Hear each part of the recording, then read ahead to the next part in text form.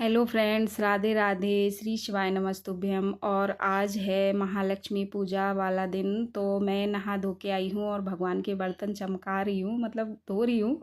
क्या है, ये बर्तन ना पीतल के तांबे के बर्तन पानी से बहुत गंदे हो जाते हैं, तो इनको धोने में थोड़ा टाइम लगता है।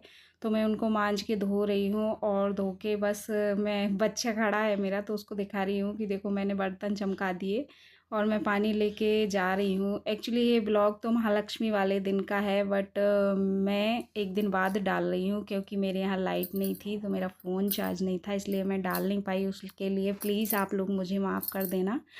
और मैं बस पूजा कर रही हूँ और ये मेरे पति देव यहाँ पर मोबाइल चला रहे हैं। इनको मैंने बोला है सब्ज़ी काटने के लिए, तो ये सब्ज़ी को सामने रख के और फ़ोन चला रहे हैं। और ये काम कम करते हैं, फैलाते ज़्यादा हैं, इसलिए मैं इनको चिल्ला रही हूँ कि तुम करो ही मत, क्योंकि छिलके यहीं गिरा रहे हो, सब कुछ गंदा गंदा कर रहे हो कमरे में। तो मैं इनको मना भी कर रही हूँ, पर वो करेंगे अभी। तो ये सब्ज़ी काटने लगे हैं और मैं पूजा कर रही हूँ, क्योंकि मुझे अभी माता रानी के लिए प्रसाद भी बनाना है। तो थोड़ा लेट हो जाता है, तो मैं बस भगवान की पूजा करके, जो रोज़ वाली पूजा है, मतलब अपनी डेली की पूजा है, उसी को कर रही हूँ अभी। उसको करके फिर माता रानी का प्रसाद बनाऊँगी। फिर प्रसाद बना के महालक्ष्मी मैया की पूजा करूँगी। तो आज तो बहुत काम है और मैं लेट भी हो गई हूँ।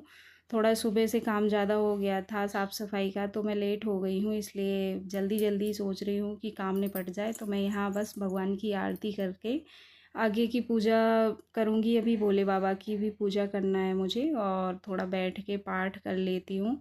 उसके बाद बस मैं जा रही हूँ, अब पूजा भोले बाबा की कर रही हूँ। यहाँ पर आंगन में मेरे मंदिर है भोले बाबा का छोटा सा, तो मैं उन्हीं की पूजा कर रही हूँ। और आप लोगों ने तो वीडियो में देखा ही होगा हमारा मंदिर, क्योंकि बहुत से वीडियो में मैंने भोले बाबा को दिखाया है। तो इनकी पूजा करके फिर मैं मंदिर जाऊंगी। और आज बहुत लेट हो गया है, तो मैं बहुत जल्दी जल्दी काम कर रही हूँ। अब मैं मंदिर जा रही हूँ, मंदिर से आके फिर घर के काम और करूँगी। अभी सुबह की पूजा बस मेरी हो ही गई है।